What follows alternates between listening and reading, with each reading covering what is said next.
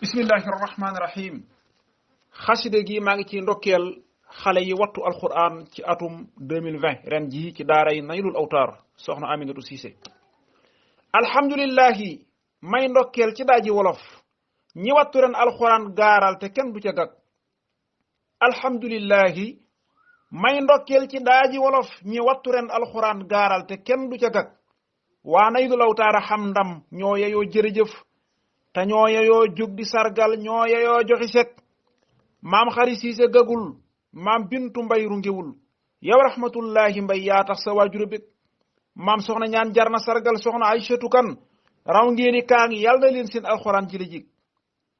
yow sooda kan soxna mbeen kan maa ngi leen di bégal mokkal gu wér doy na ab tiitër te ëpp na sak maam faati mbakke damul waa mbakke bég nañu tey maam bu sa jaay jar di sargal yàlla na ngeen defu mag